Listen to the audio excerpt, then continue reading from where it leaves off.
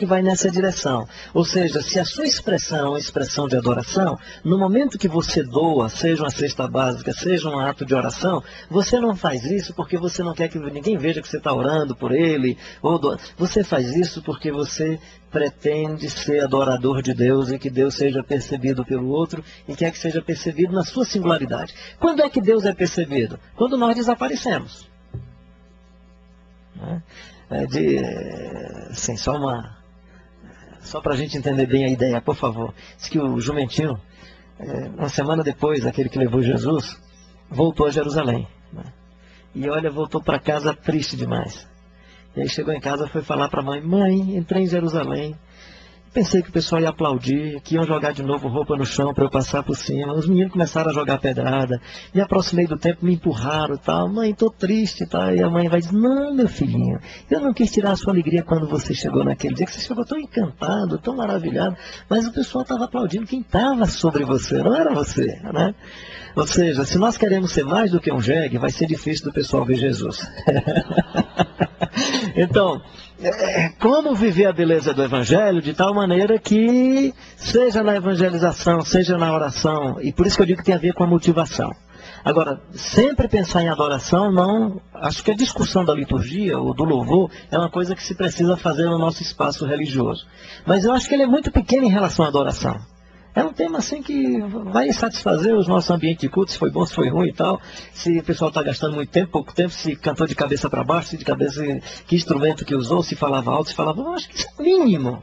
Isso é o mínimo. Né? Se a sua vida é uma vida bonita, que sinaliza Deus, pode cantar de qualquer jeito que o pessoal vai continuar lhe admirando. Agora, se a sua vida não sinaliza Deus, você pode tentar fazer qualquer maquete, que não vai maquiar e não vai resolver coisa nenhuma.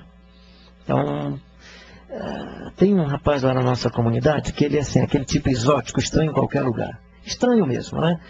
Ele é tão bacana e é uma das coisas que eu presumo caracteriza essa juventude, né? Assim, o radicalismo. Se o cara põe um pinça, ele põe três, né?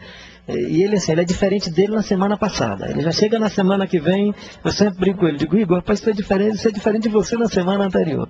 E um dia eu tinha convidado o Igor para celebrar a ceia comigo, né? E nesse dia o Igor veio mais exótico que todas as vezes. Se foi provocação, se foi para me testar ou não, sei lá, mas é ele, né? E o único argumento que eu usei para os irmãos entenderem a diversidade minha e do Igor foi porque ele chegou com o cabelo aqui penteado todo para cima e raspado do lado. Eu disse: gente, isso aqui é coisa complementar. Enquanto o meu está raspado em cima e cheio dos lados, o Igor raspou do lado e deixou cheio em cima, né? Cara, qual é a diferença do Igor para mim, né? Do ponto de vista... Agora, você vai ver. Aí o Igor, super admirado pelo pai e pela mãe, é o filhão assim que tem um carinho todo especial, uma atenção toda especial. Houve um acampamento de uma igreja com a irmã em Fortaleza, foi um grupo de jovens lá da nossa comunidade, e aí o pastor depois veio compartilhar comigo, que chamou um grupo de líderes e disse: cara, vocês tomam cuidado que esses meninos vão dar trabalho aqui pra gente, eu acho que vai ter que mandar a gente para fora desse acampamento. Era o pessoal que mais conhecia a Bíblia, gostava de usar o texto bíblico, era o pessoal que ficava até mais tarde para oração e levando o grupo para oração, e que acordava bem cedinho para fazer um pouco de caminhada e momento de devoção com o pessoal. Eu não posso, assim, fazer uma interpretação da vida do Igor pela estética. E aí, assim, para mim é um garoto que adora a Deus. E não tem nenhum cacuete do nosso jeitão, né? E assim, mas é um cara que adora a Deus. Eu acho que adora a Deus, né? Na convivência. Quando é que você sabe se alguém adora ou não a Deus? Convivendo. Então, liturgia e outras coisas, eu acho que é diferente de adoração. E nesse sentido, esses aspectos da missão, eu concordo com a possível afirmação da sua pergunta, ou suspeita da sua pergunta, que é fundamental. Era tu que ele estava na linha, depois tu, pode ser?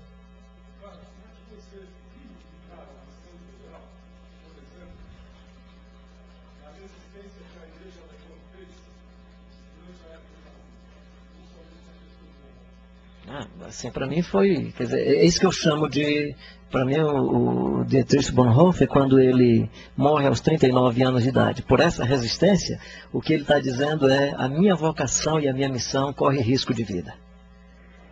Vai. Uhum.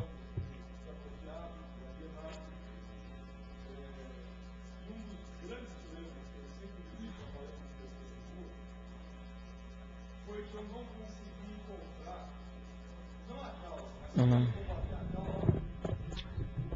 Isso.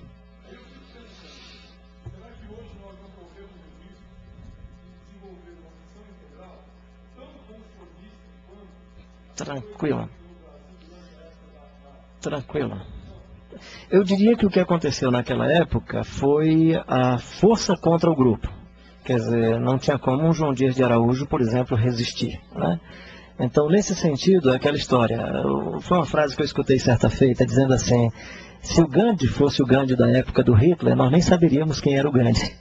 Nesse sentido, ou seja, depende também de quem é o outro grupo. Nesse aspecto, eu acho que nós somos um grupo esclarecido, mas não engajado. Então, isso que você levanta é muito importante. Nós não descobrimos, especialmente a Igreja Evangélica Brasileira, eu acho que ela não descobriu ainda o caminho da sua peregrinação e o jeito do seu engajamento para interferir em questões políticas. E são vários temas, né? Tá aí, é o tema, por exemplo, da exploração sexual infanto-juvenil, agora o tema do desarmamento, o tema, por exemplo, da transposição do Rio São Francisco, que tem suas questões. Eu acho que, não quero entrar no tema em si, só estou dizendo assim, nós não sabemos nem como engajar-se aos temas, inserir-se nos temas. Como a Igreja Evangélica Brasileira me parece ter sido a igreja o tempo todo reclamando porque o outro tirava proveito, o outro grupo hegemônico, o grupo católico tirava proveito de terrenos, não sei o quê, a participação do mundo evangélico, pelo menos quando pensa em participar, é para se beneficiar do mesmo, que não é direito, digamos, desse mesmo arranjo, né? Quando na verdade seria uma participação para servir e transformar a sociedade. Eu acho que aí vem o sonho de preparação de uma nova geração. Eu tenho uma frustração de que minha geração não soube fazer isso. Acho que Luther King, né, ensinou isso de uma maneira mais bonita, né? Primeiro com o seu discurso de resistência pacífica, mais ativa, né? E aquela grande frase dele que nós precisamos conter toda forma de violência, a violência do punho, a violência da palavra e a violência do coração. E quando estabelece um boicote, quando ele chega para os negros e as negras, trabalhadores e trabalhadoras, e diz: somos nós que sustentamos as empresas de ônibus. Se nós não usarmos os ônibus, essas empresas vão à falência. E aí eles fazem caminhadas para ir ao trabalho, dão carona uns aos outros e criam toda uma convulsão social bonita e cai na simpatia do pessoal.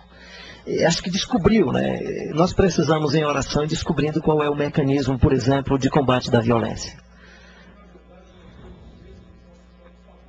Nós temos. Eu acho que nós não carregamos a cruz no peito que eu digo no coração. Ninguém está disposto a antecipar a possibilidade de morte. Ninguém está disposto a isso. Eu acho que a gente acredita pouco nessa história da vida eterna. Acredita tão pouco que não quer morrer logo, entendeu? Para ir para lá e tal. Então, acho que nós precisamos um pouco. Isso tem a ver com a cultura brasileira, né? Carnaval, futebol, está tudo bem, deixa para lá, né? Então, nós somos muito malandros nesse aspecto. Tivemos alguns ensaios, aí eu falo isso com o nordestino com certo orgulho, né? Eu acho que a Confederação do Equador foi ensaios dessa natureza, né? O movimento dos quilombos foi ensaio dessa natureza, o movimento de Antônio Conselheiro foi ensaio dessa natureza, mas eu acho que nós não perpetuamos isso mais e perdemos essa capacidade. Mas o sonho de que a igreja na periferia comece a se reorganizar. Você e a gente termina, que eu acho que passou do tempo já.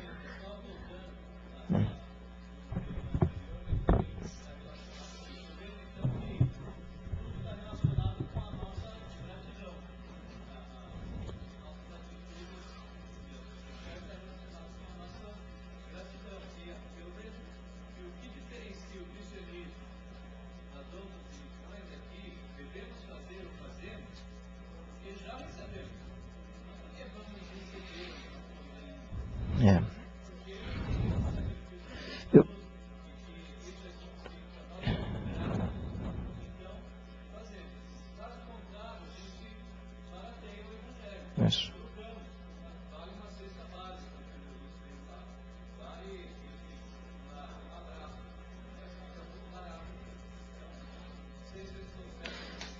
Eu acho que tem os dois lados, assim, por exemplo, de perceber que às vezes a gente faz a coisa porque a camisa que sobra é mais fácil ser doada do que o abraço que vai mexer mais com você. O que acontece com o abraço é que quando você abraça, o coração se aproxima. Se o coração se aproxima, você não quer mais deixar o outro, aí você chora. Se você chora, ele conta a história dele. Se ele conta a história dele, você não vai para casa tranquilo. E aí ele não fica, aí você não dá mais um colchão, uma roupa para ele dormir, você leva para dormir na sua casa. Esse mistério do abraço é fantástico, né? O mistério do abraço faz com que o outro vá para a sala da sua casa, em todos os sentidos. Então o abraço tem o mistério de cumplicidade. Então quando nós damos essa sobra, né, nós estamos só denunciando a injustiça social e econômica onde nós estamos. Quando nós damos o que faz falta ao indivíduo, e às vezes o que faz falta é essa convivência, essa relação mais profunda, e se a relação se aprofunda, ele vai partilhar do nosso espaço familiar, vai participar da sala, vai participar... Isso não resolve as questões sociais. Eu diria que isso anuncia o quanto nós somos capazes de amar.